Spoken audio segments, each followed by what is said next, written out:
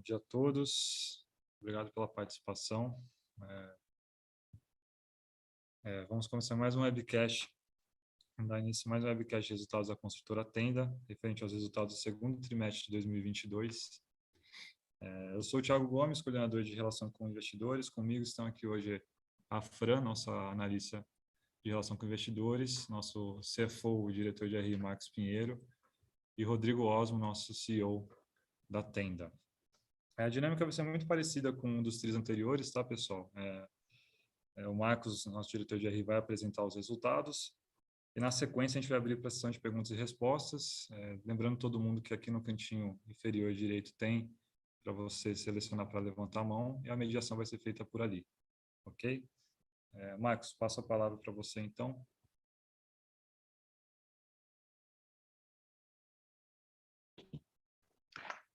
Bom dia, obrigado, Gomes. Bom dia a todos. Então, a gente preparou aqui uma apresentação pequenininha para falar a respeito dos nossos resultados do trimestre, e assim que eu passar pelos nossos slides, a gente começa as nossas perguntas e respostas.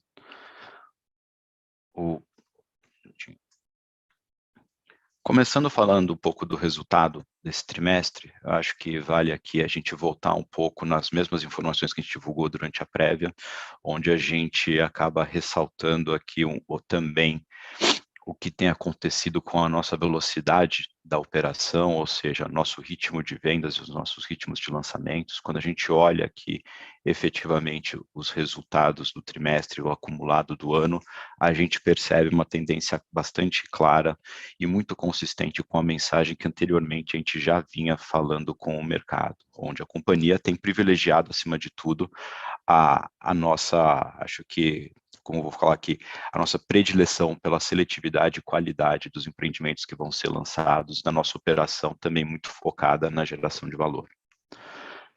Nesse sentido de geração de valor, a reconstrução das nossas margens de venda e a desalavancagem do nosso balanço patrimonial, elas são de fato as duas maiores prioridades que a gente tem hoje dentro da companhia.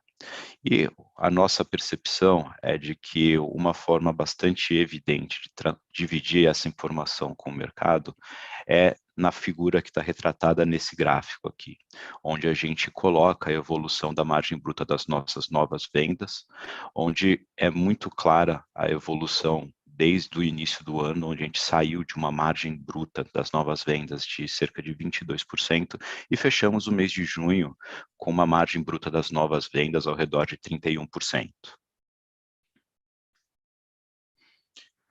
Tudo isso acaba sendo pano de fundo para reforçar a qualidade dos resultados que estão sendo construídos para os exercícios futuros da companhia. O melhor lugar para a gente observar um pouco da consequência dessas decisões é na movimentação da nossa margem REF. Quando a gente olha a margem REF dos projetos nesse segundo trimestre, a gente tem aqui uma margem REF de projetos de 28% e desagregando essa margem de projetos entre as safras de vendas que aconteceram durante o exercício de 22 e as safras de vendas anteriores, a gente consegue mais uma vez notar a evolução bastante positiva que a gente teve na construção e na qualidade dos resultados de exercício futuros. As margens das safras de venda de 2022, elas apresentaram um nível de 33%.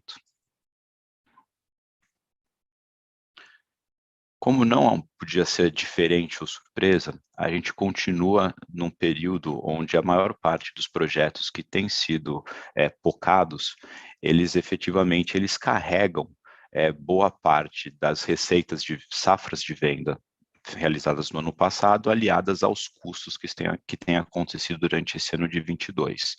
Isso dito, a gente continua apresentando aqui um prejuízo líquido, e nesse trimestre o prejuízo líquido da companhia foi de cerca de 115 milhões de reais. O grande destaque do trimestre, eu acho que a gente vai falar bastante sobre isso durante nossa sessão de perguntas e respostas, foi o êxito que a companhia teve na gestão da sua liquidez. Quando eu olho o consumo ou geração de caixa operacional, no nosso caso aqui um consumo de caixa operacional de cerca de 26 milhões de reais, esse número ele reflete aqui uma evolução bastante positiva do que tem acontecido dentro da companhia, mas acima de tudo os esforços que a gente tem feito com uma série de iniciativas que a gente enumerou no nosso release de resultado para trabalhar a liquidez da empresa. O número de consumo de 26 milhões de reais no trimestre, ele é um número que foi de forma one-off impactado por iniciativas que trouxeram um benefício de aproximadamente 100 milhões de reais nesse trimestre. Mas, ainda assim, o nosso objetivo, como eu já disse anteriormente, é desalavancar a empresa o mais rápido possível e convergir para uma geração de caixa operacional no menor intervalo de tempo possível. Quando a gente olha a variação do saldo de caixa disponível no trimestre, aqui a gente teve um resultado que foi positivo. A gente conseguiu, ao longo do trimestre, no encerramento de junho, observar um aumento do nosso saldo de disponibilidades em 21 milhões de reais. Boa parte desse resultado vem do efeito combinado das iniciativas de administração de working capital, assim como da ampliação do nosso limite de SFH junto à Caixa Econômica Federal. Disse que ia ser rápido, fui rápido. Gostaria de abrir agora o espaço para a gente poder conversar com vocês e responder aqui as perguntas que possam ter ficado.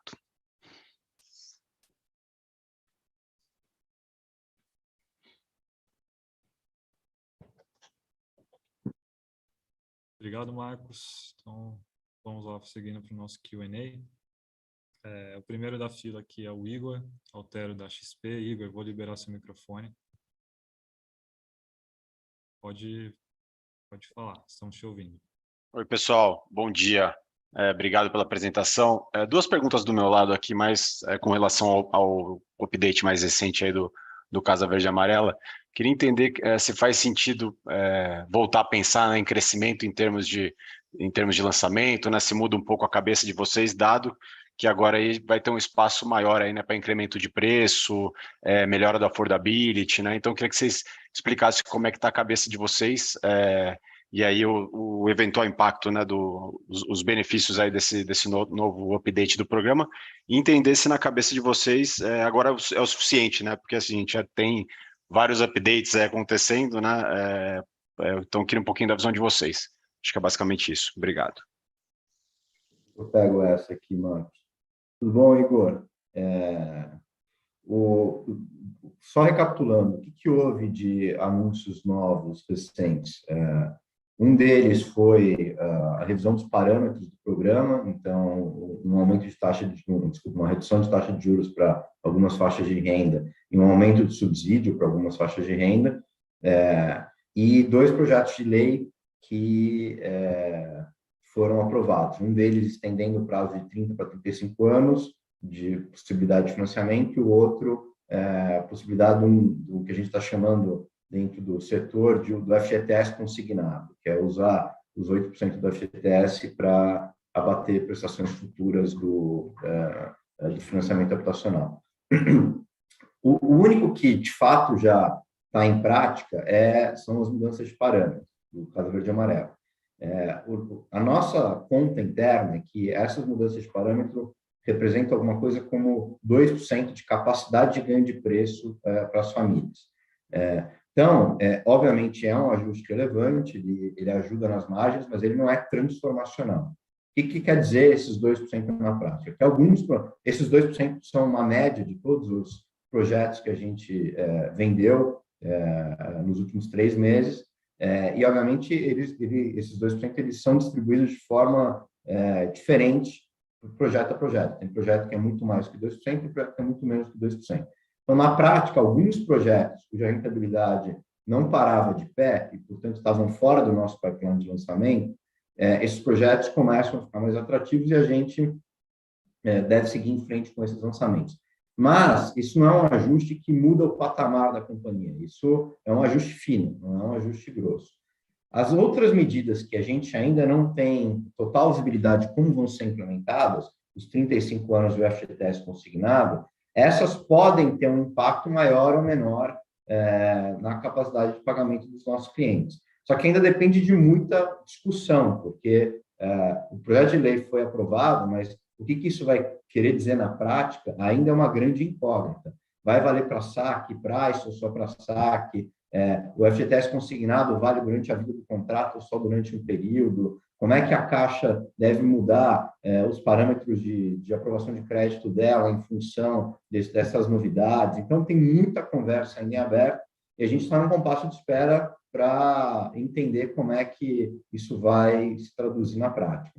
Então, é muito cedo para dizer que a gente vai pisar no acelerador, acho que ainda não é o momento. Aí você fez uma pergunta se é o suficiente. Vamos lá. Quando a gente olha a nossa margem das novas vendas de junho, elas estavam em 30,6%. A gente falou que o nosso intervalo ideal era 32 a 34.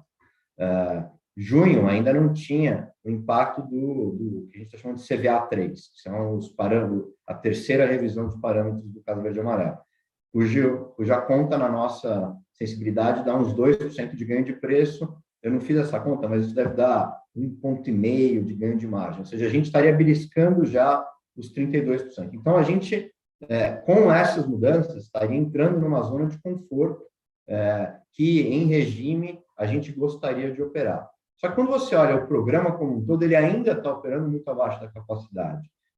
Apesar de todas as mudanças, quando a gente olha julho, por exemplo, a quantidade de subsídio dada pelo FGTS ainda foi abaixo do orçamento mensal. O orçamento mensal é alguma coisa como 700 milhões, o desembolso de subsídio do FGTS em julho foi abaixo de 600 milhões. Então, ainda existe espaço de manobra. Só que esse espaço pode ou não ser consumido pela forma como essas medidas que ainda não estão em vigor vão se estabelecer. Então, a gente acha que ainda existe espaço no programa e os parâmetros tendem a melhorar ainda mais um pouco além do que já melhoraram até agora. Tá claro, Rodrigo. Obrigado. Obrigado, pessoal.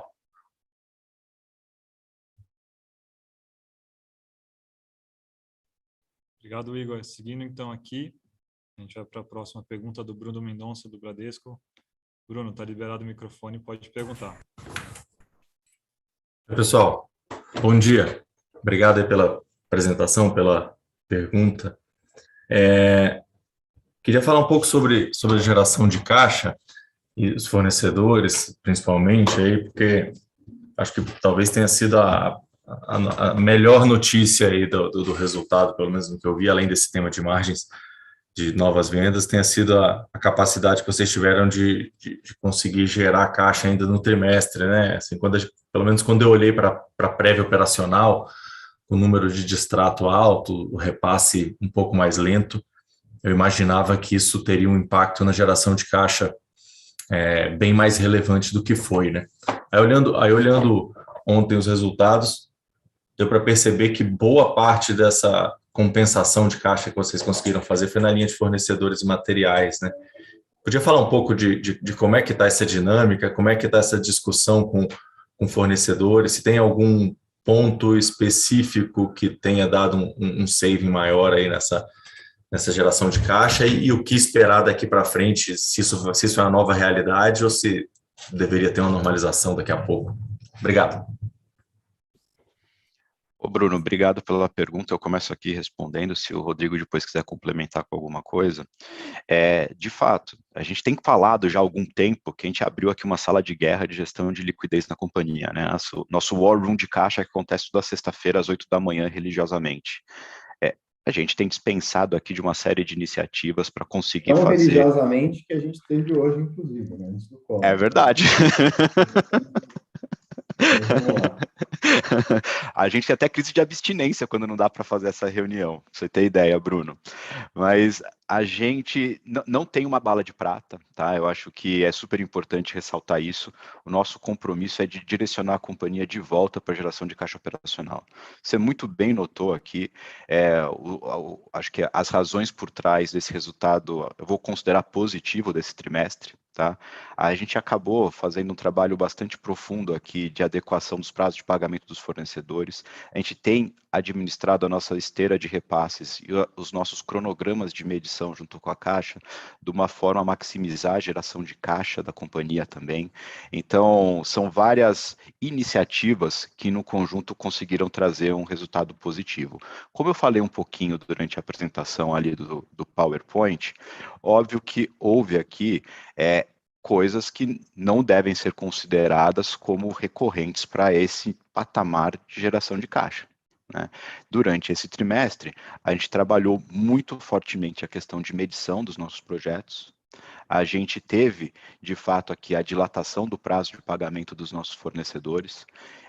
E o efeito combinado aqui, eu acho que se eu pudesse considerar, eu falaria, olha, tem ao redor de 100 milhões de reais na geração de caixa operacional, que são efeitos one-off de ajustar as nossas regras e nossa velocidade de cruzeiro aqui na administração de working capital. Não obstante, de novo, nosso compromisso continua a ser de caminhar para a geração de caixa, tá?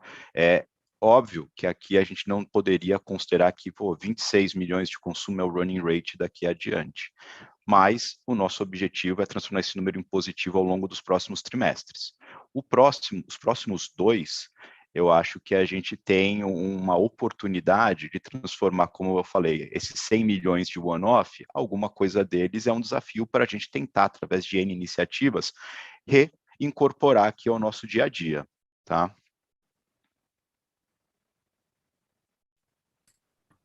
Tá bom, beleza. Deixa eu voltar então só no tema do distrato, né, que foi mais alto.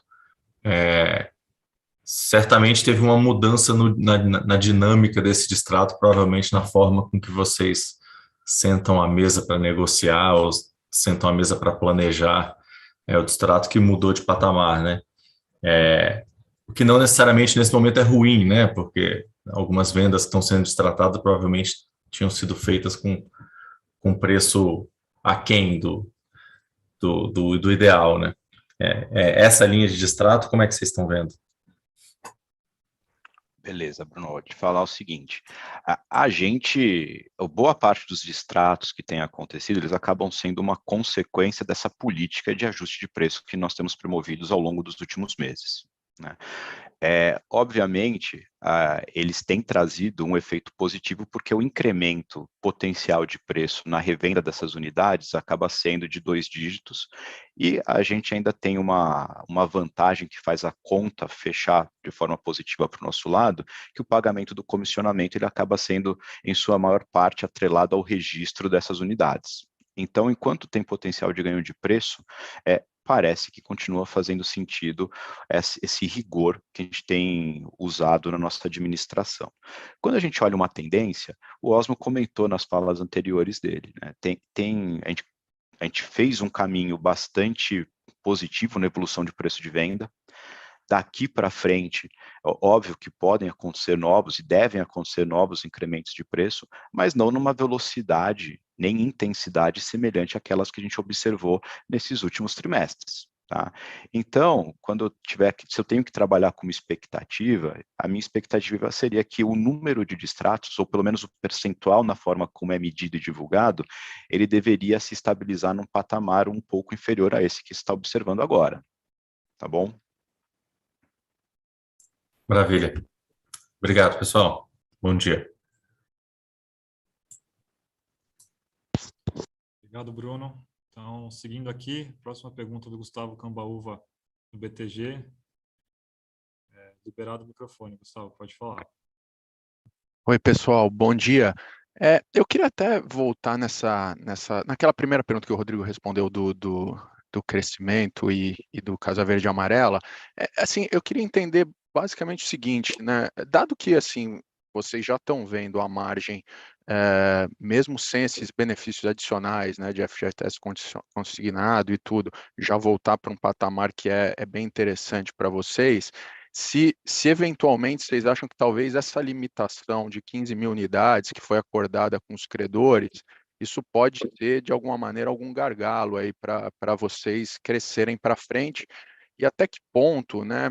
Eu sei que, obviamente, enfim, não, acho que com o credor, essa foi a decisão tomada, mas dado o modelo de negócio de vocês, né, de ser gerador de caixa e mesmo no crescimento vocês não, né, historicamente não consumiram muito caixa, se não faria sentido, talvez, vamos dizer assim, em algum momento já começar a negociar esse tipo de limitação, né? Até que ponto faz sentido ter ela num cenário em que talvez a rentabilidade ali dos projetos já tá boa, né?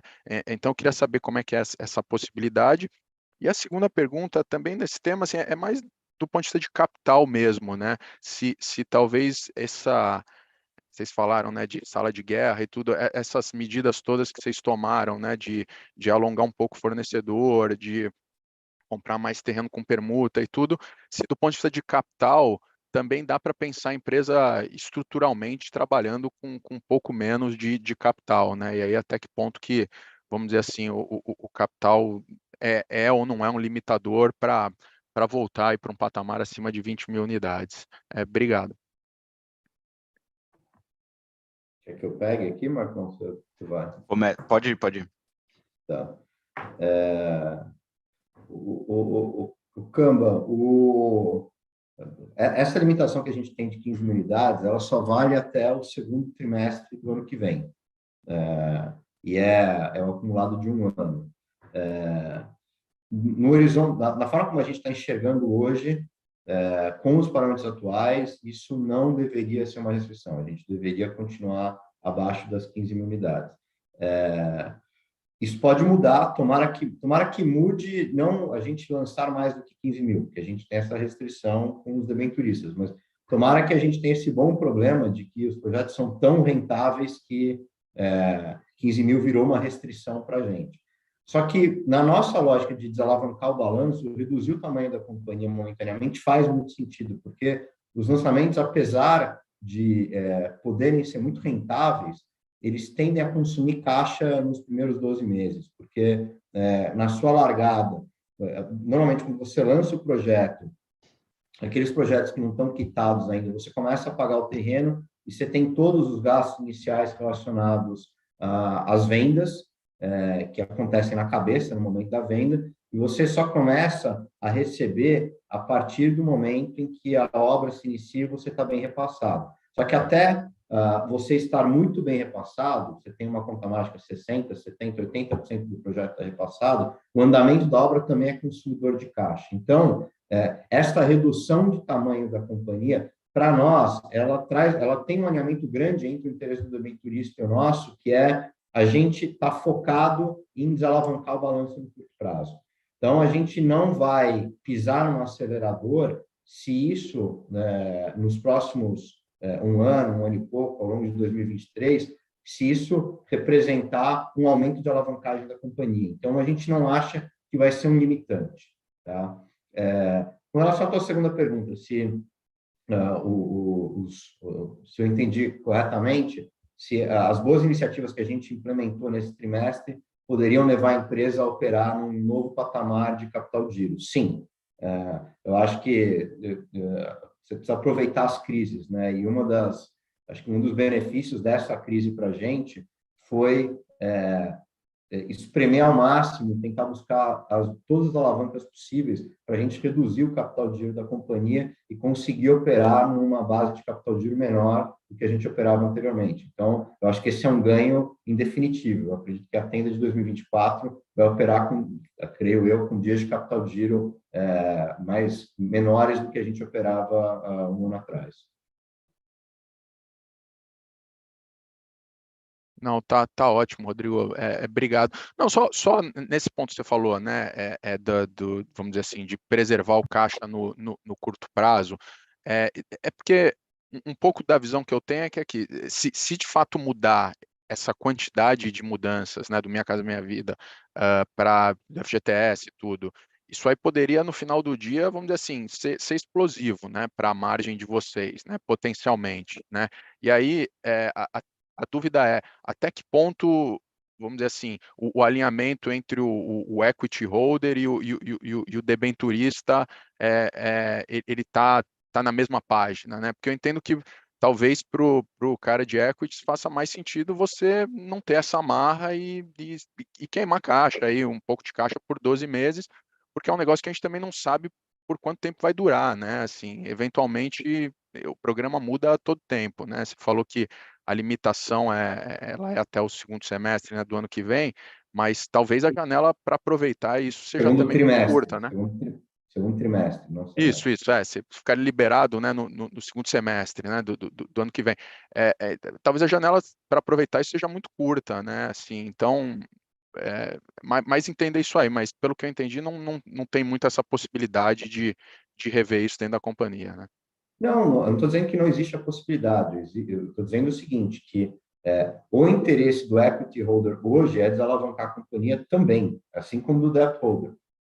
Se a gente chegar numa situação em que a gente tem uma quantidade enorme de land bank disponível para lançamento, os economics dos novos projetos são explosivos, ou seja, a gente sabe que no curtíssimo prazo a gente conseguiria se aproveitar de uma margem extraordinária, o que, de verdade, eu não acho que vai acontecer nessa dimensão. Quando a gente faz a conta assim, 35 anos, se eu colocar o consignado da FGTS, aumenta a capacidade de financiamento do cliente em 20%, não vai acontecer isso nessa dimensão, gente. Não é assim, porque senão a gente começaria a ter os problemas que a gente teve no faixa e-mail lá atrás. Eu acho que os impactos que vocês estão me ouvindo, não? Agora sim, você ficou uns 2 segundos mudo. Desculpa. Eu não acho que vão ser dessa ordem de grandeza que alguns de vocês calculou. Não faria sentido ter uma coisa tão disruptiva assim.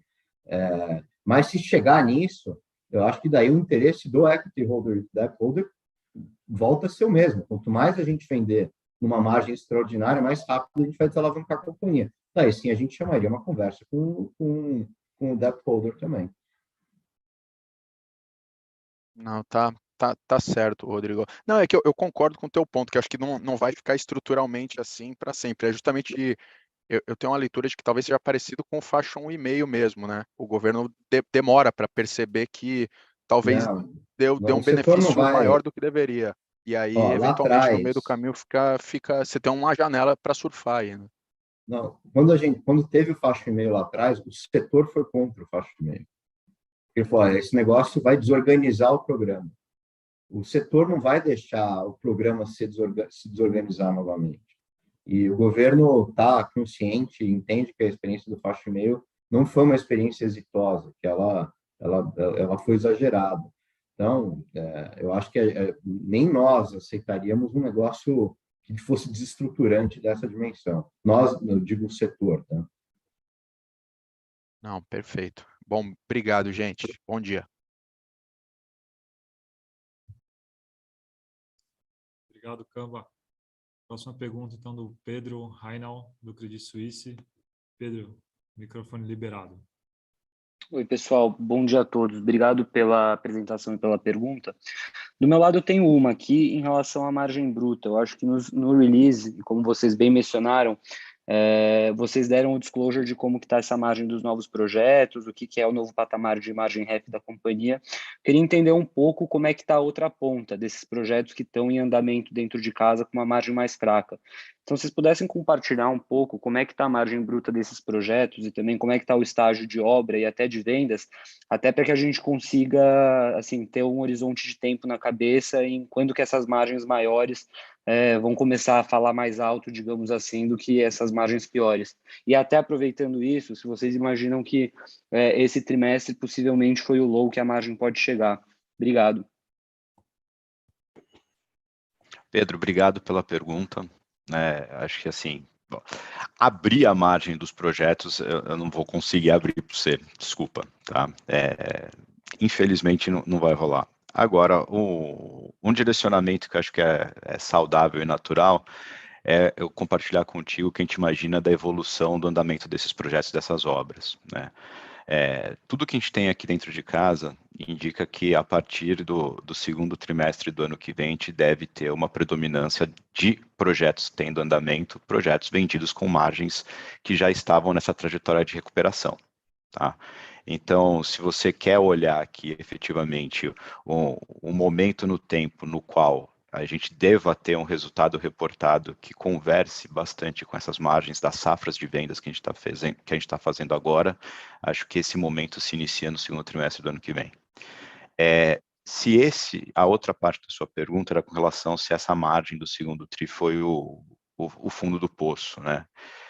Cara, bem possivelmente, tá? É difícil precisar isso, a gente continua aqui num ambiente que ainda tem alguma pressão inflacionária acontecendo, a gente tem sido muito prudente na nossa gestão de contratação dos materiais, nossas políticas de provisionamento da inflação dentro dos nossos orçamentos de obra, mas é bastante difícil, saindo aqui de um evento de cisne negro acompanhado de coelhinho negro e de todos os bichinhos da cor negra que não deveriam acontecer toda semana e começaram a aparecer sistematicamente na nossa vida, eu não gostaria de ficar pensando que só vai ter céu de brigadeiro daqui para frente, tá? Então a gente tem sido bastante, acho que a melhor palavra é criterioso e ponderado aqui com relação às nossas expectativas, tá? Tá ótimo, pessoal. Obrigado e bom dia. Obrigado, Pedro. Bom, seguindo aqui então a fila, Fanny, do Santander. Fanny, microfone liberado.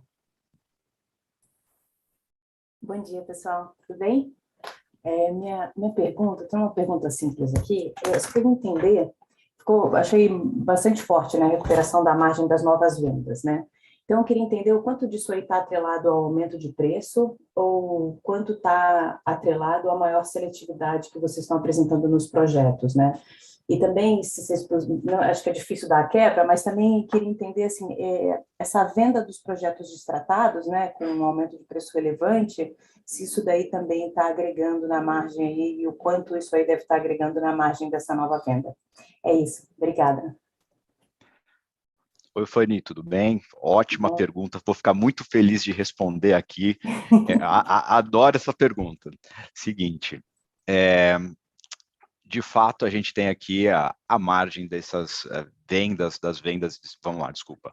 As margens das unidades destratadas, elas têm tido um efeito positivo, sim, na composição da margem. Não é a predominância do ganho de margem que a gente tem tido, seja na margem da venda do próprio TRI ou da construção da REF.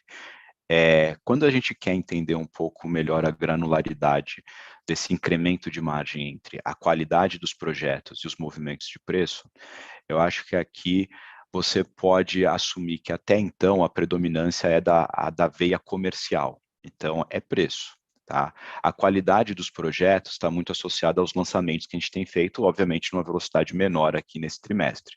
Então, se eu tivesse que desagregar o efeito desse movimento que a gente observou nesse primeiro semestre, boa parte disso, a maior parte, é consequência da veia comercial aumentando o preço da companhia. Tá? Tá ótimo, super claro. Obrigada.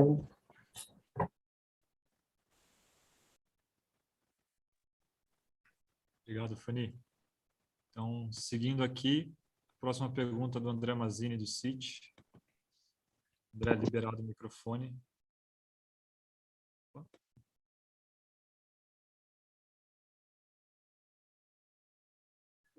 Agora foi.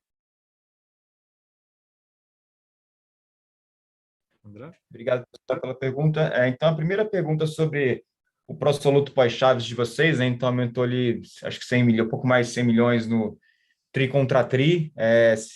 Onde é que esse negócio deve talvez estabilizar? Que vocês imaginam, com as mudanças todas do programa faladas antes, poderia se continuar vendendo na velocidade boa, margem boa, que vocês têm tido na margem marginal, com menos pró-soluto pós-chaves, né? Dá para esperar isso para frente, pelo menos uma estabilização desse pró-soluto pós-chaves que aumentou 100 milhões no tri contra tri. E a segunda pergunta, talvez um pouco mais de cor, algo que vocês já tocaram, os distratos têm a ver com os repasses demorando um pouquinho mais, se é algo um pouco on-off e os repasses estarem demorando mais, era, não sei, a ordem de grandeza, 1 mês e meio, foi para 2 ou 3 meses, volta para o que era antes, o que levou talvez esse repasse um pouco mais demorado? Algo na caixa ou algo com algum outro ente? Obrigado. Eu caio aqui, Marcão. Tudo bom, Mazzini? O pró-soluto nosso, ele tem aumentado, ele deve continuar aumentando, porque hoje a gente está trabalhando com um patamar, um percentual de pró-soluto como composição do preço maior do que a gente tinha no passado, bem maior do que a gente tinha no passado, né? Então, o que tem acontecido? A gente não tem aumentado o pró-soluto como percentual do preço de venda. Se a gente pegar o pró-soluto como percentual do preço de venda do segundo trimestre, ele foi igualzinho ao do primeiro trimestre desse ano. A ideia é que isso não aumente, tá? A gente não deve ter o pró-soluto ganhando representatividade. A gente tem muito claro que a gente não vai ganhar preço através do aumento de pró-soluto. A gente vai ganhar preço através daquilo que a gente chama de preço raso, que é tudo menos o pró-soluto pós-chaves. Então, esse aumento é simplesmente uma evolução natural de um estoque que, numa realidade hoje de percentual de pró-soluto muito diferente lá de trás. Se mudanças nos parâmetros do programa deveriam levar a uma redução do pró-soluto pós-chaves, talvez, mas não de forma substancial, porque o problema não é o pró-soluto pós-chaves, o problema é o preço raso. Assim, o preço raso precisa ser um preço raso saudável. Se a gente tiver um preço raso saudável, não tem por que a gente reduzir o pró-soluto. O que a gente deveria ter é a disciplina de ele não virar a alavanca de ganho de preço. Isso a gente está muito focado em não deixar acontecer. Com relação aos repasses demorando, isso faz parte desse quarto de guerra que o Marcos descreveu.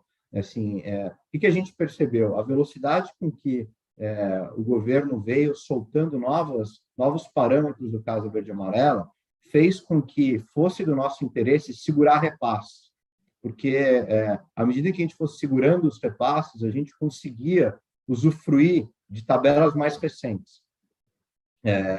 Então, se parar de haver mudanças de parâmetros do programa, que é algo que a gente, obviamente, não gostaria que acontecesse, mas hoje a gente não tem nenhuma visibilidade de novos parâmetros sendo aprovados daqui até o final do ano, a gente deveria ter uma normalização do nosso volume de repasses. Não sei se eu respondi o que você perguntou, Marzinho. Perfeito, respondeu sim, Osmo. Obrigado. Bom dia, time. Bom dia. Obrigado, Mazini. Bom, seguindo aqui, então, a próxima pergunta é do Marcelo Mota, do JP Morgan. Mota, liberado. Pode fazer a pergunta. Obrigado, Thiago. Bom dia, pessoal. Duas perguntas. Primeiro, sobre a questão, né, do trade-off de preço de venda e sales speed, né? Vocês até comentaram que o preço agora deve crescer num nível menor, né, não double digit. Então, imagino também que não deveria ter tanta queda na velocidade de vendas, mas só ouvir um pouco aí como é que vocês estão vendo essa equação. E a segunda pergunta, né, ainda nessa questão do distrato, vocês comentam no release que a venda, né, essa revenda está sendo extremamente rápida, né, 99% aí em 30 dias. E a ideia é entender aqui um pouco qual que é o estágio de construção desse distrato, né, porque a gente, enfim, tende a pensar que o distrato ocorre quando a pessoa, né, não consegue o repasse, algo do tipo, é uma unidade mais perto da conclusão, e aí a pessoa não tem, né, a poupança para fazer o pagamento prévio, ela poderia demorar um pouco mais. Então, só entender aí por que vocês estão conseguindo aí com sucesso vender tão rapidamente. Obrigado, gente.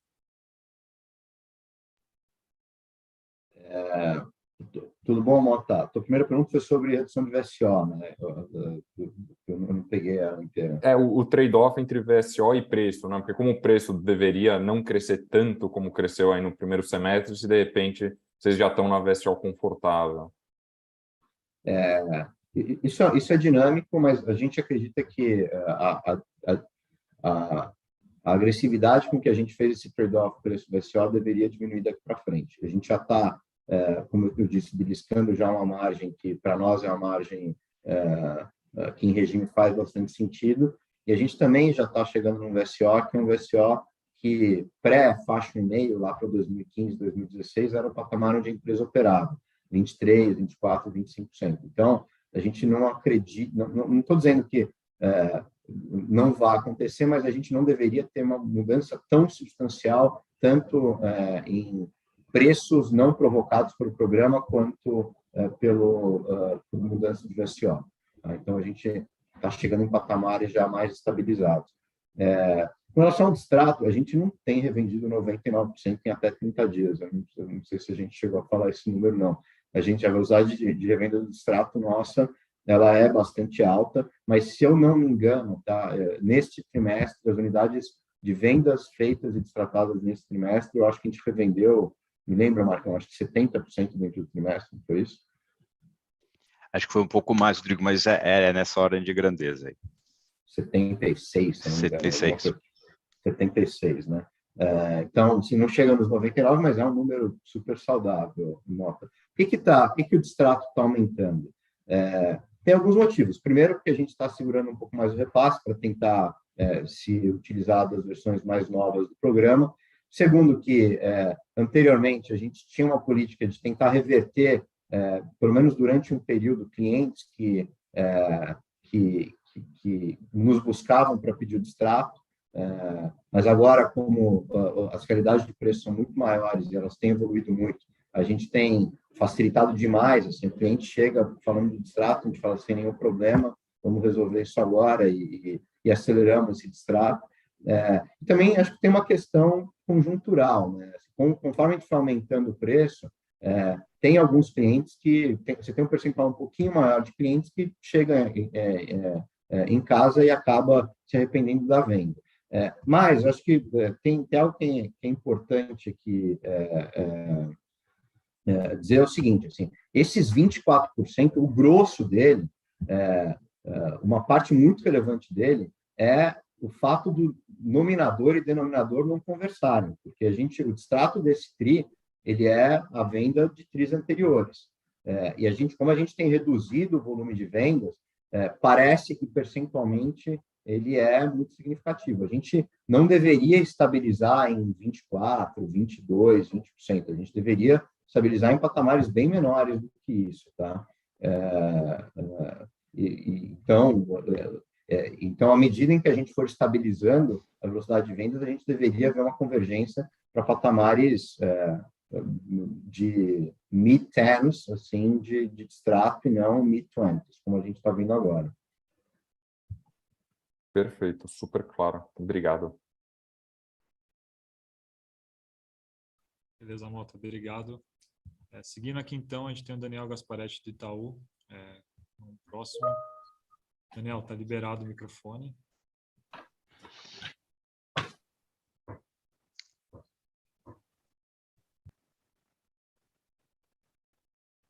Daniel? Consegue me ouvir? Tá vendo? Sim, agora sim. Maravilha, obrigado, pessoal.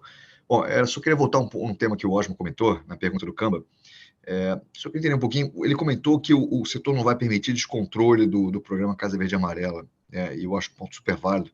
Eu só queria entender como que a extensão do prazo, né, dos 30 para os 35 anos, ou eventualmente a utilização do consignado da FGTS, poderia causar um descontrole no programa.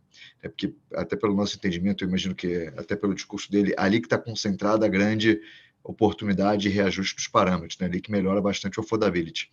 Então, eu queria entender por que não deve ser tão impactante, se de repente está mais concentrado, então a sua visão não conseguir nada do FGTS, como é que você acha que ele poderia ser implementado, se vai ser esses 8% vão ser somados nos 30% da renda, ou se vai ser sobre supondo, vai adicionar na renda inicial, como é que você imagina que vai ser operacionalizado isso, Orlando, por favor? Bom, Gasparetti, olha, se você pegar nu e cru, assim, 30 para 35 anos, isso dá um impacto de 6, 7% na capacidade de financiamento do cliente. Consignado FGTS, de 30 para 38%. Isso aumenta em alguma coisa como quase 30% da capacidade de financiamento do cliente. Não é razoável a gente acreditar que, de uma hora para outra, a capacidade de financiamento dos clientes subiria 30%, 35%. Porque se isso acontecesse, a gente teria um desarranjo enorme, né? Você teria a rentabilidade das empresas explodindo, todo mundo querendo fazer Casa Verde e Amarela, o orçamento da FGTS terminando em maio, assim, ia ser uma hecatombe, um negócio pior do que o que a gente viu na época do FASF, muito pior do que a gente viu na época do FASF. Isso que eu estou chamando de desarranjo. Mas, e eu entendo que as análises técnicas dos envolvidos, do Conselho Operador da FGTS, do agente financeiro, que é praticamente a Caixa, não levariam a essa agressividade acontecer na ponta. A lei permite isso tudo que eu falei, mas eu acho que, pelo menos num primeiro momento, o governo vai vir com medidas, com uma liberação bem mais modesta do que isso, para testar o real impacto que essas medidas poderiam ter na demanda. Mesmo bem mais modesta do que isso, pode ser muito relevante. Eu estou falando que o full potential aumentar em 35% a capacidade de financiamento do cliente. Não tenho conta, eu não estou falando em cima de propostas que estão sendo discutidas, mas que seja 5%, que seja 10%. É muita coisa, assim, já é bastante transformacional. Por isso que o meu comentário de que a gente precisa ver como isso vai se traduzir na prática nesse primeiro momento. A gente está iniciando essas conversas com o governo, a gente ainda não sabe como é que elas vão terminar.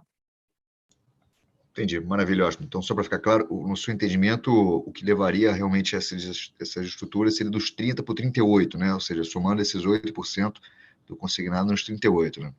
O 30 anos para 35 seria menos impactante na sua visão, né? Porque isso parece que está bem que está. É muito relevante, né? Muito relevante, mas menos impactante. Perfeito. E esse está meio que dado, né? Agora, o outro que é a dúvida de como é que vai ser operacionalizado, né? Não, esse, mais ou menos, ele está dado em quais parâmetros? Ele vai funcionar na price, na saque? Se for só na saque, o impacto é zero. Se for na price, o impacto é muito relevante. Vale na price, mas vale também com 30% de comprometimento de renda, ou vai ser 29%, 28%? Você tem ajustes técnicos que precisam ser discutidos. Está claríssimo. Maravilha, ótimo. Obrigado, pessoal. Bom dia. Obrigado, Gasparetti. Então, seguindo aqui, a pergunta do Bernardo Lobão, da Athena Capital. Lobão, liberado. Bom dia, pessoal. Bom dia, pessoal. Tenho duas perguntas aqui. A primeira é com relação a essa carteira de pró-soluto.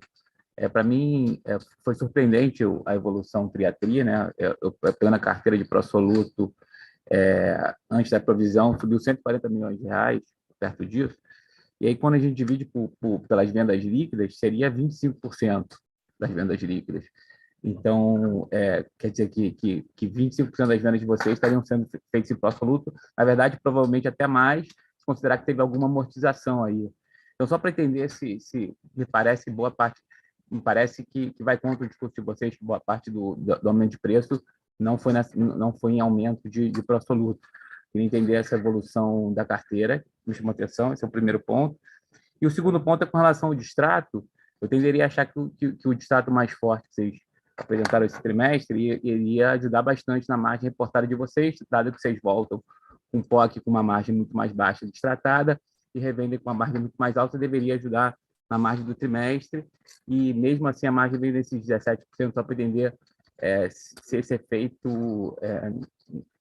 ainda assim, teve a ajuda desse efeito do distrato mais forte. Bom dia, obrigado pelas perguntas. Então vamos lá, carteira de pró-soluto, né?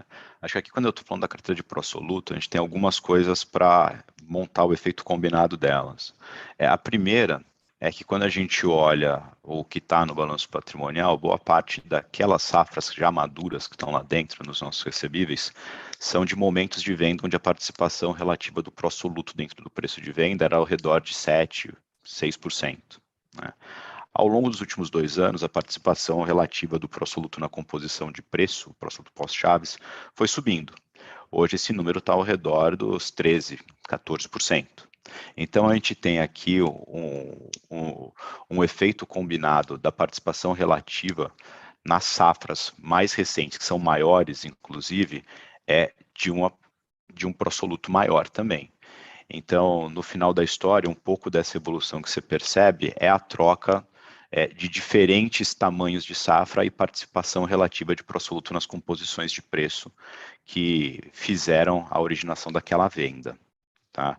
O que eu posso te falar prospectivamente em relação ao pró-soluto?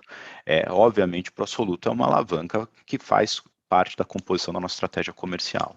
Hoje, a gente entende que o nível de pró-solutos, sendo uma composição ao redor de 13% do preço de venda, é uma composição que talvez seja o limite do que a gente consegue trabalhar, vislumbrando aqui a rentabilidade alvo da companhia. Tá? Então, esse número não deveria se expandir do ponto de vista de composição de preço no futuro próximo. Não, a gente não tem elemento para falar isso para você, não. Tá? Os ganhos de preço que a gente tem feito aqui nesses últimos trimestres, eles têm acontecido predominantemente no preço que a gente chama preço raso. Tá? Então, não é via ampliação percentual do pró-soluto na composição da venda. Esse percentual de 13%, ele tem se mantido estável desde o terceiro trimestre do ano passado. Tá? Com relação à sua segunda pergunta aqui dos distratos, tendo um efeito na margem, de fato eles estão lá, tá? Eles acontecem, tem uma questão da quantidade dos distratos, então, de novo, o percentual de 24%, ele é distrato sobre a venda daquele trimestre. Ele chama muito a atenção. Esse distrato alocado na sua respectiva competência, ele não é tão alto quanto esse reportado na forma que a gente calcula esse indicador. Mas mesmo assim, direcionalmente, você está absolutamente correto. Essas vendas, essas revendas das unidades, elas acontecem em, usualmente, unidades habitacionais que já estão num nível de andamento possivelmente maior do que as coisas mais recentes e lançadas e vendidas naturalmente no trimestre. Tá compondo, o efeito ele acabou não sendo tão grande, mas ele continua sendo positivo. Tá bom, pessoal. Obrigado. Obrigado, Lobão. Com isso, não temos mais nenhuma mão levantada aqui. Eu vou dar mais 30 segundinhos só para ver se não vai ter mais ninguém. Vou conferir o chat aqui também rapidinho.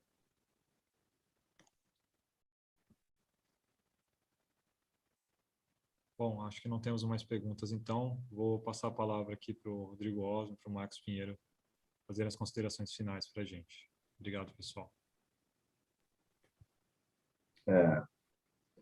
Eu acho que a mensagem mais importante do trimestre é com relação a a gente tem duas grandes prioridades, né? A recuperação de margem e a desalavancagem do balanço.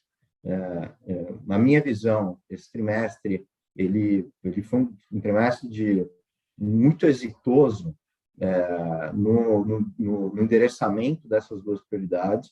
A gente teve uma recuperação de margem bastante relevante, ao ponto de a gente já enxergar com as novas mudanças de parâmetro do programa que entram em funcionamento agora em julho, a gente já entrando naquele patamar que a gente entende que seria a margem saudável da companhia, então, muito mais rápido do que a gente originalmente, no começo do ano, imaginaria que chegaria. Se vocês lembram bem, a gente colocou como guidance a margem bruta das novas vendas de 28% a 30% no final do ano.